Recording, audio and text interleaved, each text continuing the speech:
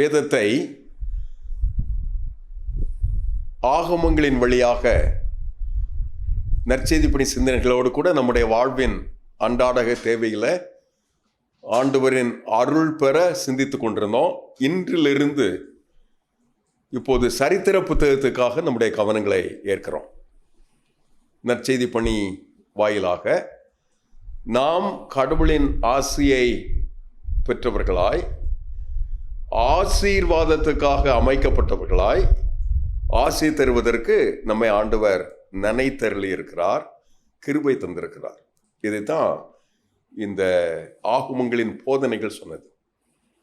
இப்போது துவங்கி சரித்திர புத்தகங்களில் கடவுளின் திட்டம் தம்முடைய பிள்ளைகளுக்கு ஆசி தந்து எப்படி நடத்தியது என்று சொல்லி, அப்படி அது நம்மை நற்செய்தி பணிக்கு எத்தனை ஆசீர்வாதமாக நம்மை சாட்சியாக நம்மை சூழ இருக்கிற நம்முடைய எல்லைகளில், நம்முடைய சபைகளில், நம்முடைய ஊழிய இயக்கங்களில் கடவுளால் எப்படி நாம் பயன்படுத்தப்பட முடியும் என்பதை வேதவசனம் இங்கே கற்றுத்தருகிறது. இன்றைக்கு சிந்திப்பதற்காக முதலாவது யோசுவாவின் புத்தகத்தை தேர்ந்தெடுத்து அதில் யோசுவாவுக்கு இப்படி ஒரு தலைப்பை தந்தோம். இளம் தள கர்த்தர் யோசுவா இப்போது 120 ஆண்டுகள் பழுத்த ஒரு ஆவிக்குரிய மாபெரும் மகத்தான தலைவர் இப்போது இல்லை, மோசே மரித்தார் என்று வேதவசனம் கூறுகிறது. அப்படிப்பட்ட பின்னணியில் இன்னும் 3 நாளையில் யோர்தானை கடந்து ஆண்டவர் வாக்குத்தத்தம் செய்த பால் தேன் ஓடும் அந்த தேசத்துக்காக இந்த 6 லட்சம் மக்களை அழைத்து செல்ல வேண்டிய மிகப்பெரிய பொறுப்பு யோசுவாவின் தலையின் மேல் வந்து விழுந்தது. ஆகினால அவருக்கு ஆண்டவர் தந்த அந்த வாக்கை குறித்து யோசுவாவின் புத்தகம் 1ஆம் அதிகாரம் கூறுகிறது. என் தாசனாகிய மோசே மரித்து போனார். கர்த்தர் மோசேயின் ஊழியக்காரனாகிய நூனின் குமாரனாகிய யோசுவாவுக்கு வந்த வார்த்தையாக, நீ இந்த ஜனங்களோடு கூட, அதுதான் இளம் தளபதி என்று சொல்லுகிறோம், தல கர்த்தர் என்று சொல்லுகிறோம், நீ மட்டும் இல்லை, மிஷனரி பணிகளை, நற்செய்தி பணிகளை சாட்சியாக நாம் நமது குடும்பமாய், சபையாய், ஜபக்குழுவாய், ஊழியமாய், இயக்கமாய் செய்ய வேண்டியது நான், நம் இனம், நம் ஜனம், நம் குடும்பம், நமது பிள்ளைகள், பிள்ளைகளின் பிள்ளைகள் எல்லாரும் சேர்ந்து யோர்தானை கடந்து கர்த்தர் வாக்கு தத்தம் செய்த அந்த தேசத்தை சுதந்தரிப்பதற்காக பிரகடனம் பெறுகிறோம், கட்டளை பெறுகிறோம், வாக்கு பெறுகிறோம். அதை பெறுவதற்காக இன்றைக்கு இங்கே நிற்கிறோம். அதுக்கு ஆண்டவர் சொல்றார் பாருங்க, அந்த பின்னணி நமக்கு நன்றாக புரிகிறது. அங்கே பின்னணி பிறந்தா நம்ம கற்றுக்கொள்ள வேண்டிய மிக முக்கியமான பாடம், ஒரு புது யுகம் பிறக்கிறது. அவ்வளவு பெரிய தலைவர் இருந்தா அவ்வளவு பலன் இல்லை, அவ்வளவு ஊக்கம் இல்லை, அழகான மாதிரி இல்லை, எவ்வளவு அற்புதங்கள் அடையாளங்கள் செய்த ஒரு தலைவர் அவர் இல்லை. ஆனால் அவர் இல்லை. அந்த யுகம் 2024ஆம் ஆண்டின் இன்னும் துவக்கத்திலேயே தான் இருக்கிறோம். அப்படிப்பட்ட லெந்து காலங்கள், முதலாம் லெந்து காலம், ஆண்டின் துவக்கத்திலேயே வருகின்ற லெந்து காலம். எல்லா லெந்து காலங்களை போல இல்லை, பொதுவான சபைகளில் மிக அழகாக ஆசரிக்கப்படுகின்ற ஒரு ஜபம், தபசு நாட்கள் என்று சொல்லுவோம். அப்படிப்பட்ட நாட்கள் எவ்வளவு முக்கியமான நாட்கள். எல்லா ஆண்டுகளை போல உள்ள எழுந்து காலங்கள் இந்த ஆண்டுகள் இல்லை என்று சொல்ல வேண்டும். ஏன்? நாடு மிக கடுமையான உபாதைகளை ஊழியங்களுக்காக சந்திக்கிறது. அமைதி, நிம்மதி, சமாதானம், ஒரு இனத்திற்கு இன்னொரு இனம் இணைந்து நல் ஆலோசனையோடு கூட மனம் பொருந்தி வாழ்வதற்கான மிகப்பெரிய தேவையோடு கூட நாடு தத்தளித்துக் கொண்டிருக்கிறது. அப்படிப்பட்ட காலத்துல ஆண்டவரின் திருத்திட்டமாய் அவருடைய வாக்குத்தத்தத்தை தேசத்துக்காக பெற்றுக்கொண்ட எண்ணமாய் இன்றைக்கு நான் செய்ய வேண்டிய அழகான ஒரு பொறுப்புக்கு, ஒரு புது யுகத்துக்காக ஆண்டவர் என்னை ஆயத்தம் செய்திருக்கிறார். அந்த தலைமை பொறுப்புல இளம் தலைவர் இருக்கிறார். இளம் தலைவர் யுவதிகளாய் ஆண்டவர் உங்களை எழுப்பி இருக்கிறார். அவைகளை மனதிலே கொண்டவாறு புது யுகம் என்பதை மனதிலே கொண்டு, புதிய காலை என்பதை மனதிலே கொண்டு, புதிய விதமான வேலைகள் என்பதை மனதில் கொண்டு, புதிய தருணங்கள் என்பதை மனதிலே கொண்டு, டிஜிட்டல் யுகம் இல்லையா, ஆண்டவர் தந்திருக்கிற இந்த 40 நாட்கள், ஞாயிற்றுக்கிழமை சேர்ந்தா 46 நாட்கள், அதுல 24 மணி நேரமும் சங்கிலி தொடராய் ஒருவரை ஒருவர் பொருத்தி இந்த புது யுகத்தில் நாம் இணைத்துக்கொண்டு 1000 மணி நேரம் நமக்கு கிடைக்கும். ஆண்டவரின் திருத்திட்டத்தை துதித்து பாடி கொண்டாடி களி கூர்ந்து அவருடைய பிரமாணத்துக்காக கடவுளுடைய திட்டத்தை அவருடைய சன்னிதானத்திலே காத்திருந்து வேதம் வாசித்து ஜெபித்து மன்றாடி மேற்கொண்டு வாழ்வதற்கு 1000 மணி நேரங்கள் ஆண்டவர் அருளும் அழகான கிருபையை இந்த புது யுகத்துல புதிய வேகத்துல ஆண்டவர் நமக்கு கற்றுத்தருவார். அந்த புதிய வேகத்துக்காக ஆண்டவர் தருகிற புதிய வாக்கை பாருங்க. 3வது வசனம், நான் மோசேக்கு சொன்னபடி. அவருடைய வாக்கு அந்த அழகான பரிசுத்தவானோட போகல, நிற்கிறது. அவருடைய வாக்கு தான் உலகத்தை படைத்தது, உங்களை படைத்தது, என்னை படைத்தது, நம்மை படைத்தது. நாம் வாழ்வதற்கு ஆண்டவர் அனுமதித்திருக்கிற அத்தனை ஆஸ்திகளையும் உலகத்தின் அத்தனை ஆதாரங்களையும் படைத்தது. அந்த படைப்பின் ஆண்டவர் எனக்கு தந்த ஒரு வாக்கு பாருங்க, நான் மோசேக்கு சொன்னபடி உங்கள் காலடி மிதிக்கும் எவ்விடத்தையும் உங்களுக்கு கொடுத்தேன். இது என்ன வசனம்? இட்ஸ் கடந்த காலம். கொடுத்தேன், மோசேக்கு வாக்கு தந்தேன், உங்களுக்கு கொடுத்தேன். இன்னும் 3 நாள்ல தான் போய் சுதந்திரிக்க போறாங்க. ஆண்டோட வாக்குத்தத்தத்தை எப்போதுமே வாக்கு செய்த மாத்திரத்துல எனக்கு அருளப்பட்டு விட்டது, அதை ஏற்கணும், அவ்வளவுதான். விசுவாசத்துல, போராட்டத்துல, நடைமுறையில காரியங்களை செய்கிறவர்களாய் நாம் இருக்கணும். யோசுவாவுக்கு ஆண்டவர் அதைத்தான் போதிக்கிறார். நான் மோசேக்கு சொன்னபடி உங்கள் கால் அடி மிதிக்கும் எவ்விடத்தையும் உங்களுக்கு கொடுத்தேன். இவ்விடம் என்றா வசனம் சொல்லுது, சமுத்திரம் துவங்கி இந்த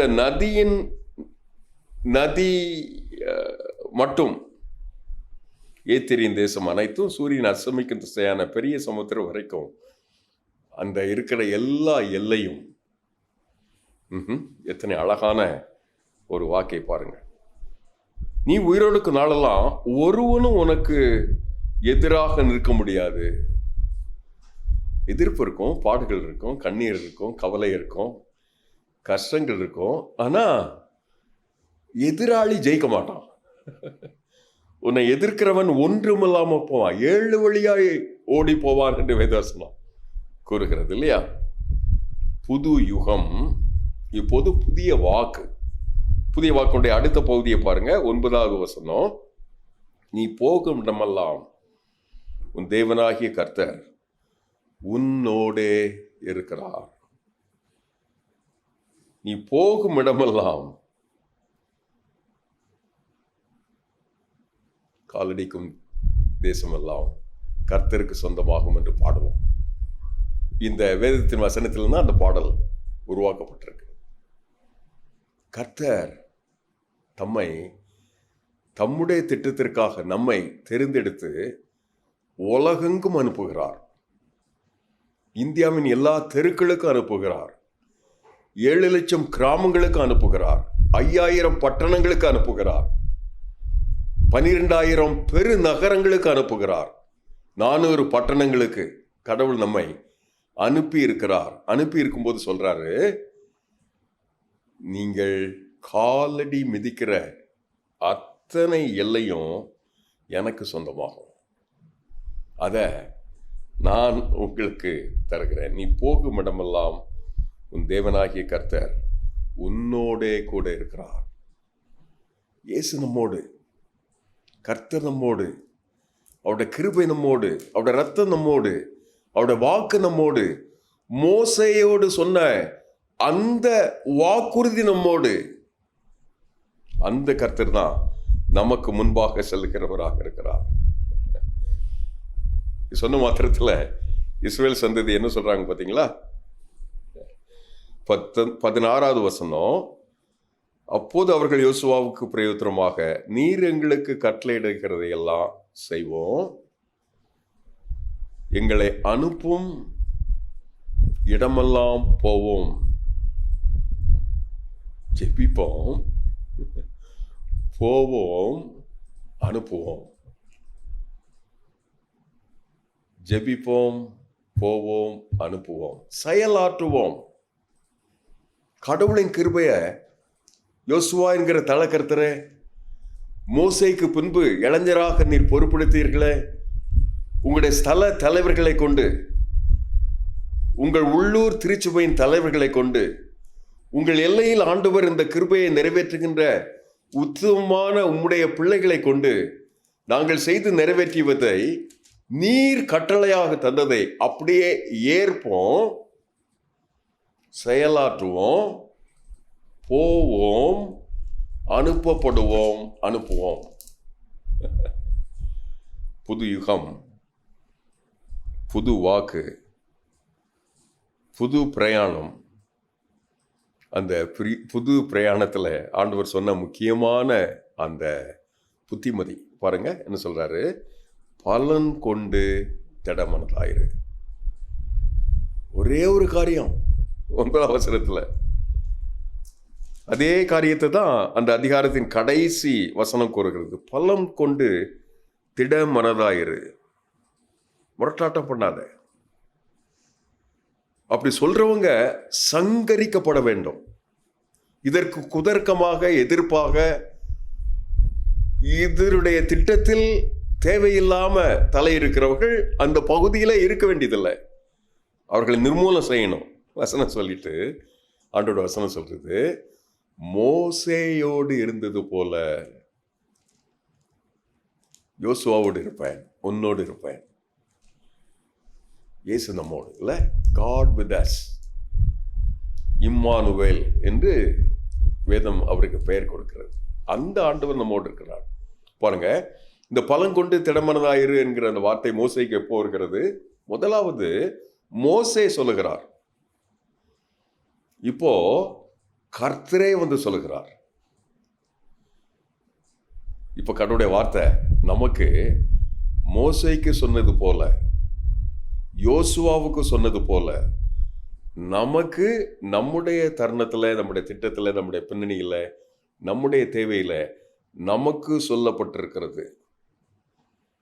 இளம் ஆதவனாய் கடவுளின் திட்டத்தில் சூரியன் உதிக்கும் திசை துவங்கி அது அஸ்தமிக்கும் திசை வரைக்கும் இருக்கிற எல்லா ராஜ்யத்திலையும், தேசத்தின் எல்லா எல்லையிலையும் தேவனுடைய திட்டத்தை நிறைவேற்றுவதற்காக கடவுள் குடும்பம் தந்தார், தொழில் தந்தார், பிள்ளைகள் தந்தார், அவருடைய கல்வி தந்தார், எதிர்காலம் தந்தார்.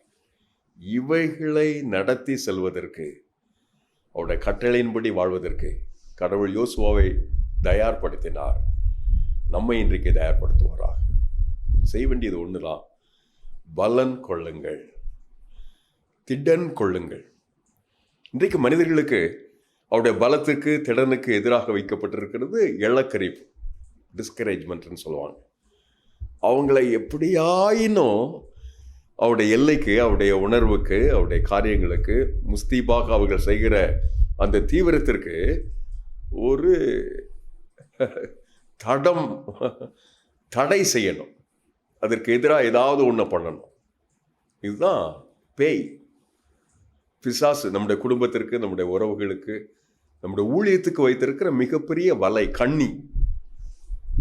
அதில் மாட்டாதவர்களாய் கடவுளின் திட்டத்தை இந்த பூமியில நிறைவேற்றுவதற்காக கடவுள் யாவே வனாந்தரத்தில் மோசேக்கு தந்தது போல அந்த கிருபையை பெற்றுக்கொண்ட யோசுவாவுக்கு தந்தது போல 2 பேருக்கும் தந்த அதே வார்த்தையை நிறைவேற்றுவதற்காக வசனம் சொல்லுது. வாசித்து முடிக்கிறேன்.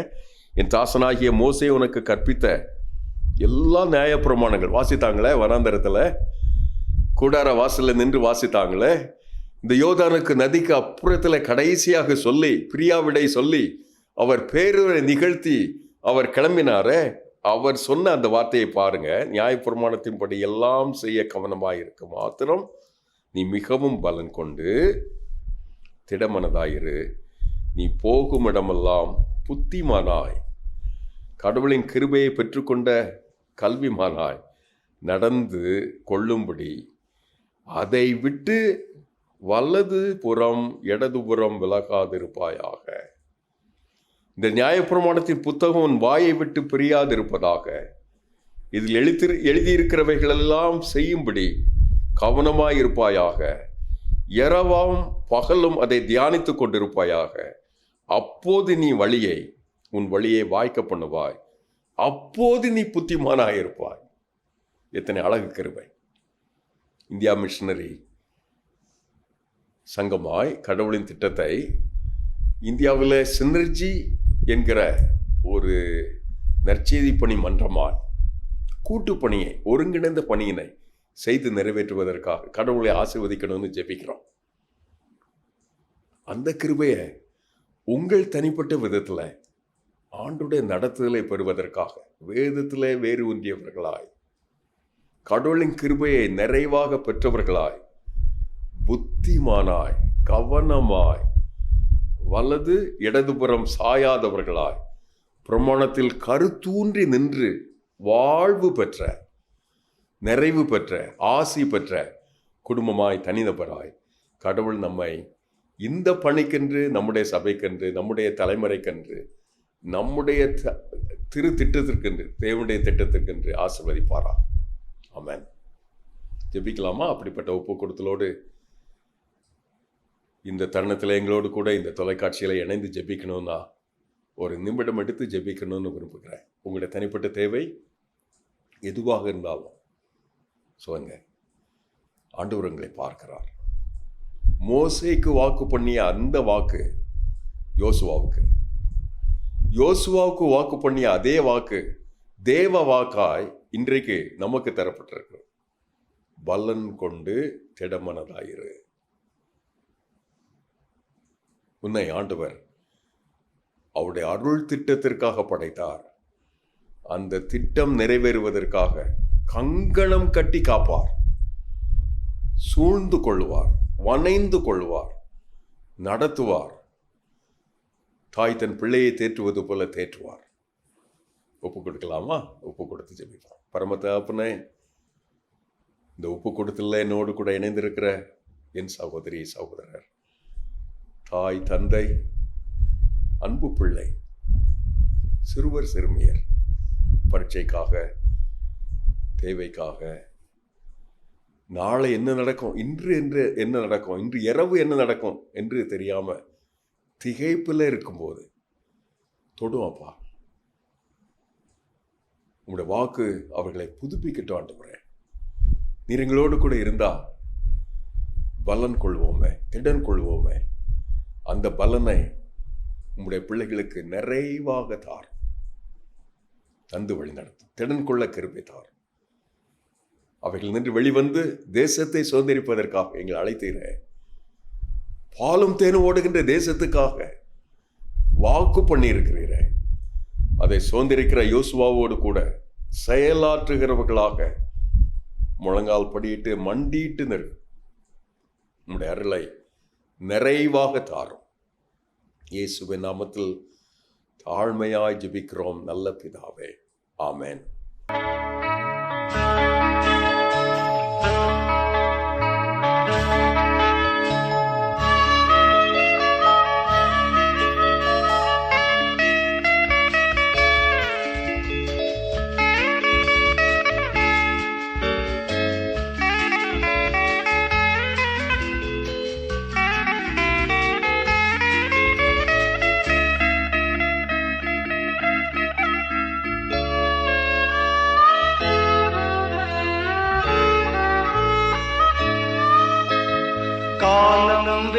வேகமாய் ஓடுதே, கருத்தில்லாமல் வாழ்ந்தே, கண்ணும் கருத்துமாய் வாழ்ந்திட உதவி செய்யும் தேவா, எனக்கு உணர்வு தாரும் தேவா.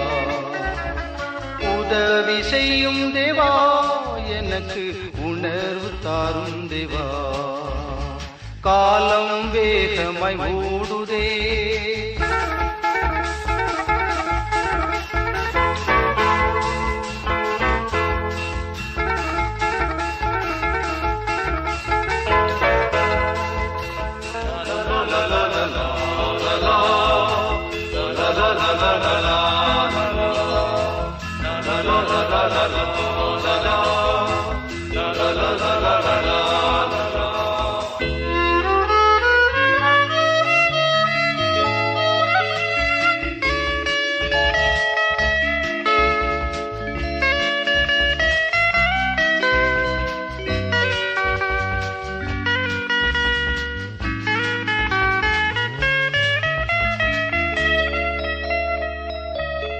உள்ளத்தில் மாற்றம் தேவை, எனக்கு வெளிவேஷம் என்றும் வேண்டாம். உள்ளத்தில் மாற்றம் தேவை, எனக்கு வெளிவேஷம் என்றும் வேண்டாம். மறுரூப வாழ்வை தந்து என்னை உணவானாய் மாற்றிவிடும். மறுரூப வாழ்வை தந்து என்னை உணவானாய் மாற்றிவிடும். காலம் வேகமாய் ஓடுதே,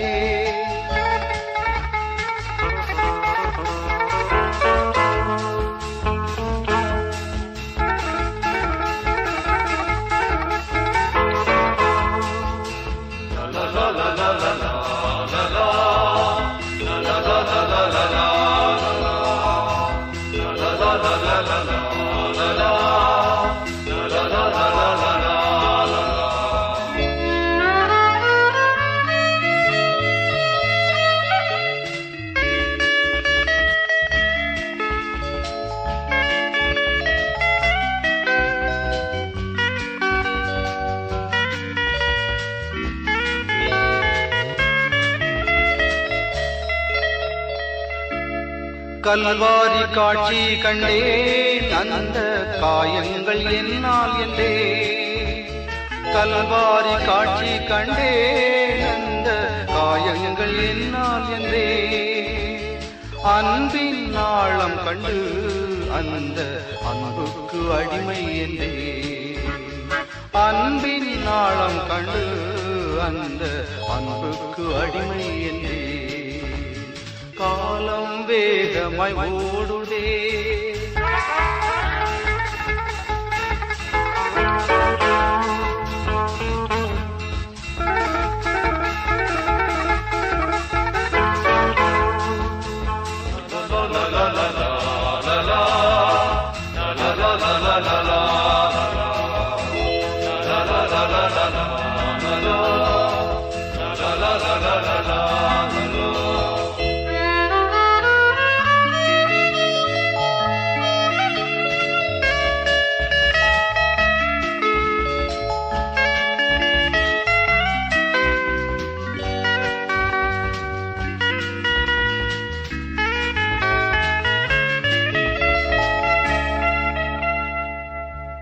கண்ணீருடன் ஜெபிக்க எனக்கு ஜெபத்தின் ஆவி தரும். கண்ணீருடன் ஜெபிக்க எனக்கு ஜெபத்தின் ஆவி தரும். கிருபையின் காலம் இப்போதும் இயேசுவே அருள் கூர்ந்து எம்மை எழுப்பும். கிருபையின் காலம் இப்போதும் இயேசுவே அருள் கூர்ந்து எம்மை எழுப்பும். காலம் வேகமாய் ஓடுதே, கருத்தில்லாமல் வாழ்கின்றே, கண்ணும் கருத்துமாய் வாழ்ந்திட உதவி செய்யும் தேவா, எனக்கு உணர்வு தாரும் தேவா.